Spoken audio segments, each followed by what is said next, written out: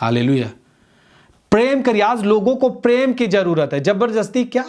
आज हिटलर तो चली गया, खत्म हो गया उसका राज्य, आप हिटलर जैसे करके क्या कर लेंगे? कभी भी व्यक्ति, वो परमेश्वर देखता है, याद रखिएगा। आप कितना भी आतंक अत्याचार मसीही लोगों के ऊपर करें, एक दिन आपका हिसाब लिया जाएगा। कितना भी आपको करना है कर लीजिए, जो कुछ करना हो करिए। आप चर्च को बंद करा रहे हैं, देखना किसी व्यक्ति को अच्छे चरित्र में ला के दिखा दीजिए। आप दिखा दीजिए, आप अच्छे स्वभाव में उसको जीना सिखा दीजिए। आप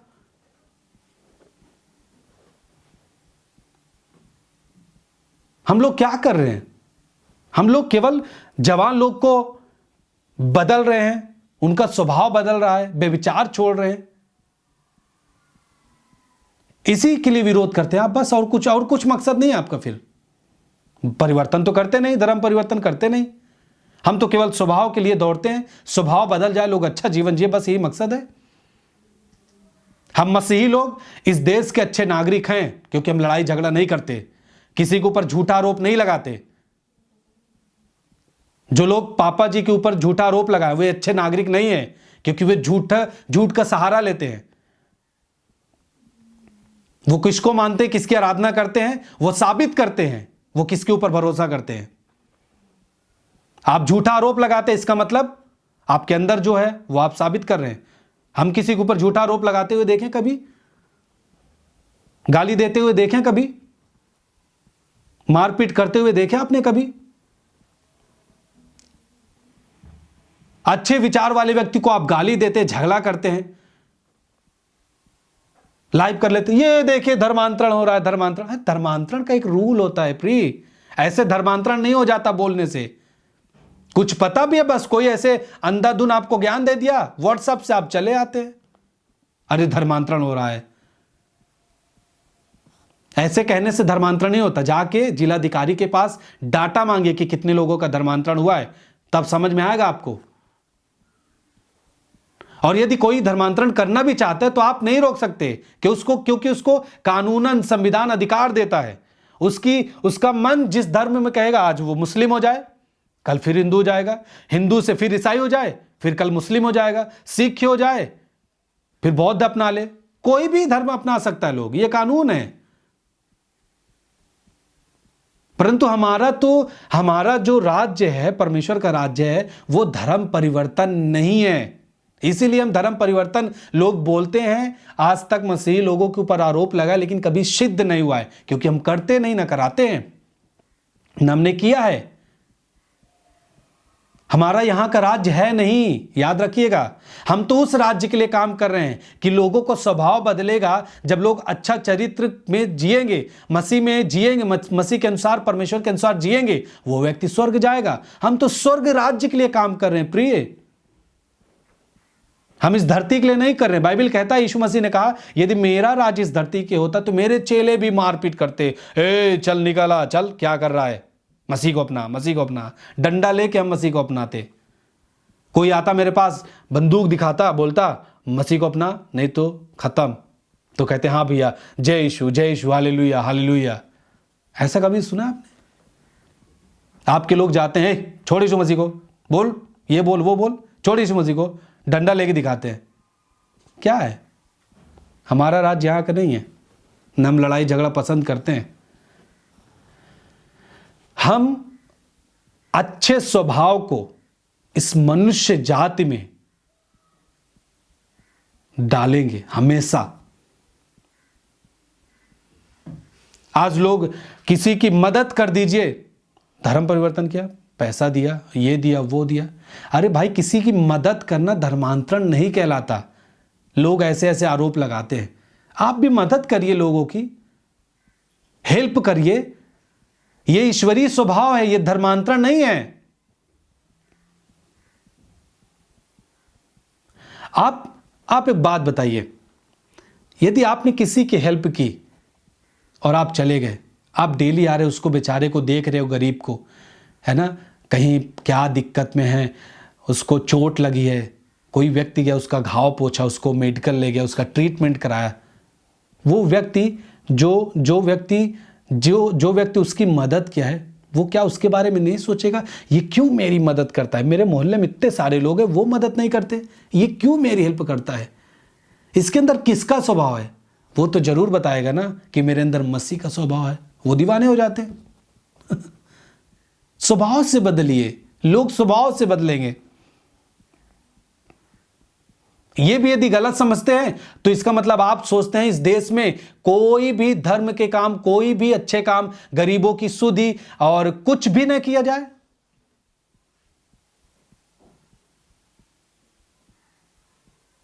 आप सोचिए, आज कोई भी गवर्नमेंट है ना, कोई भी गवर्नमेंट किसी जनता के लिए जब अच्छी सुविधा लेके आती है, लोग उसको क्या बोलेंगे? खराब। अच्छा ही तो बोलेंगे। अब उस अच्छा बोल दिए, और ऐसे मसीह के लोग जब हेल्प कर देते किसी के, अच्छा बोल दिए, अरे वो भाई आए थे एक पास्टर बहुत अच्छे थे, उनका वो बोले कि यीशु मसीह को जानने के कारण मैं आज हेल्प कर पा रहा हूं, मेरा स्वभाव बदला है, तो कहेंगे उसने जबरन किया था, वो बोला था, पहुंच जाते लाठी डंडा लेके। न करते न करने देते। अरे भला काम करिए, लोगों को अपने प्रेम से जीतिए, अपने दिखाइए कामों को, बेविचार से दूर होकर दिखाइए, गंदी फिल्मों को देखना बंद करके दिखाइए, और जवानों को बदलने के लिए राय दे के दिखाइए। आप आइए हमारे यहाँ, आप चर्च में आइए, हमारी टीम में हम आपको दिखाएंगे, हमारे टीम में, हमारे चर्च में कितने लोग ऐसे बदले हैं कि आज उनको गलत देखना पसंद नहीं है, ब्लू फिल्म को नहीं देखते, गांजा नहीं पीते, कोई नशा नहीं करते, तंबाकू नहीं खाते, छोड़ चुके हैं। आप सोचिए, प्रशासन चर्च में पापा को जबरन, हम लोग पूछ रहे हैं क्या कारण है सर, क्यों आप ले जाना चाह रहे हैं? बोल रहे हैं बस चलना है आपको, आपसे केवल पूछताछ की जाएगी, आपको केवल एक आपके साथ मीटिंग होगी, आपको छोड़ देंगे, आप चले आइएगा। हम लोगों ने बोला, क्योंकि एक जगह ऐसी घटना हुई थी, एक पास्टर को, ठीक है, कौसाम्बी में एक पास्टर को बुलाए कि आप पेपर लेके चले, आपसे कुछ पूछताछ करनी है। उनको बुलाए बेचारे को, पास्टर सीधे साधे, आप सब जानते हैं और ये भी जानते हैं, जो डंडा लेके आते हैं इसीलिए मारते हैं, और अगले किसी दूसरे वाले धर्म को ऐसे मार के दिखाए डंडा, वो आपको उसी स्वभाव के अनुसार उत्तर देते हैं। आप उनके पास नहीं जाते डंडा लेके, मसीह के पास, मसीह के लोगों के पास गाली देने के लिए आप इसलिए चले आते क्योंकि उनका स्वभाव तो लड़ाई झगड़ा है नहीं, वो आपको उत्तर उस तरीके से देंगे नहीं, इसलिए आप चले आते मारपीट करने के लिए।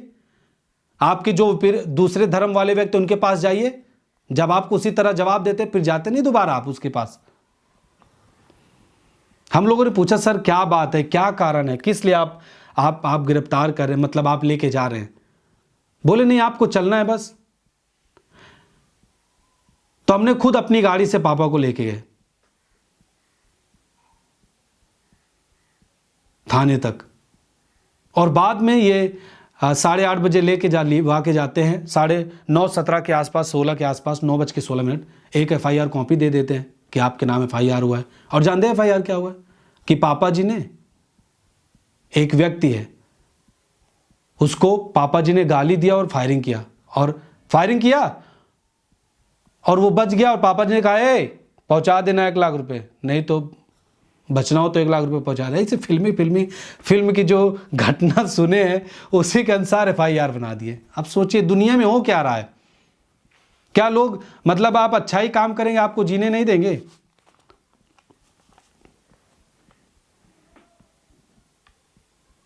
जो व्यक्ति FIR लिखा है उसको देख लेंगे ना, वो दिन भर गुटखा खाते हुए, गाली देते हुए, धर्म जात की लड़ाई का उकसाने वाला व्यक्ति, उसका फेसबुक है, वो व्यक्ति हमेशा वही काम करता और कुछ नहीं करता। और उसने आरोप लगा दिया, और ये भी आरोप लगा दिया वहां पे धर्मांतरण होता है, ये फलाना व्यक्ति का धर्मांतरण हुआ है।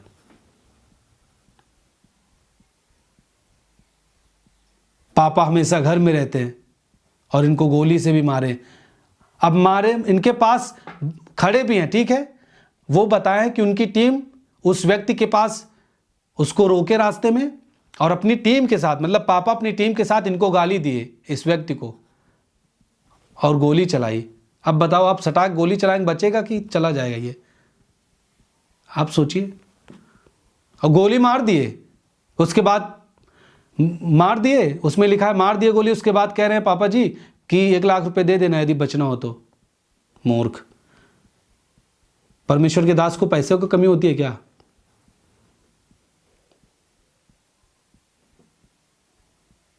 ऐसे ऐसे लोग होते हैं। ये जानते हैं, ये केवल उस व्यक्ति का नहीं, ये पूरा प्रशासन मिल के काम किया है। क्योंकि जब गांव के लोग आ गए, आपसे पूछ रहे हैं कि क्या कारण है आप लेके जा रहे हैं, आप तो नहीं बता पा रहे हैं ना उस घटना को, क्योंकि यदि आप उसी समय जाहिर करते तो गांव के लोग ले जाने नहीं देते, क्योंकि घटना नहीं हुई है उस गांव में। हमारे गांव में घटना दिखाया गया है, नहर पर घटना की जिक्र की गई है, वहां पे तो कुछ हुआ नहीं। जो गांव के लोग हैं, जो प्रधान हैं, वो बाद में बोले कुछ हुआ नहीं है कि कैसे हो गया। हमने बोला सर, मतलब जब हुआ नहीं है कुछ, क्यों आप लेके जा रहे हैं? बोल रहे हैं देखिए, हमारा काम हम करेंगे, न्यायालय का काम न्यायालय करेगा। अब आप तो मतलब आपके पास पावर है, आप जो जो कर दीजिए किसी व्यक्ति के ऊपर, आप ले जाके जेल में डाल दीजिए, फिर वो बेचारा जमानत कराते कराते उसका समय गुजर जाए, 2-3-4 महीने जेल में रहे आराम से। यही सोचते हैं, इसी के जरिए सोचते हैं आप मसीह के कामों को बंद कर देंगे, चर्च बंद हो जाएगा। कभी बंद नहीं होगा। हालेलुया। झूठ नहीं टिक सकता, कोई भी व्यक्ति हो। यदि मैं झूठ बोलूंगा, मैं नहीं टिक सकता। कोई भी व्यक्ति, झूठा व्यक्ति टिक नहीं सकता। एक दिन जय का, जो सत्य का है, वो जय होगा उसकी। हालेलुया। सो आप सबको पापा जी के लिए भी प्रार्थना करना है, और चर्च के लिए पूरे अपने प्रार्थनाओं के द्वारा, अपने धन के द्वारा पूरा सपोर्ट करना है इन दिनों में, क्योंकि आप जानते हैं चर्च नहीं चल रहा है ना। बहुत सारे खर्च हैं चर्च के, जो महीने के खर्च हैं चर्च बिल्डिंग्स के, और बहुत सारे खर्च हैं, है ना। तो उन चीज़ों के लिए आपको आगे बढ़ना है, आपको आना है। जैसे आप बोते थे वैसे आके आपको हफ्ते में किसी भी दिन आके आपको बोना है, ताकि वहाँ पे जो मैनेजमेंट है, जो कुछ है देखना, जो देखभाल है, वहाँ पे किसी भी चीज़ में कमी ना हो। जब हम इन दिनों में बोएंगे, मैं आपको बता रहा हूँ, आप भरपूरी के साथ काटेंगे, क्योंकि आप मसीह के काम के लिए आगे बढ़ रहे हैं, चर्च के लिए आगे बढ़ रहे हैं। आपको बोना है, अधिक बोना है इन दिनों में, अधिक से अधिक बोना है, क्योंकि ये जो शैतान और उसके स्वभाव के जो लोग हैं, जो लज्जित करना चाहते हैं, वो खुद लज्जित होंगे। हालेलुया। क्योंकि मसीह लोगों की जो एकता है वो हमेशा के लिए है, और वो एकता शक्ति है मसीही लोगों के लिए, परमेश्वर के राज्य को बढ़ाने के लिए। आमीन। सो कोई भी व्यक्ति कुछ भी करे, है ना। अब जिसने झूठा आरोप लगाया, FIR भी कराया झूठा, हम भी उसके बारे में कुछ गलत नहीं सोचेंगे, क्योंकि हमारा स्वभाव प्रेम करना है। हमारा तो मकसद है एक व्यक्ति, है ना, कैसा भी गलत वाला स्वभाव वाला व्यक्ति है वो बदले। हमारा तो स्वभाव, हमारा तो काम ये है।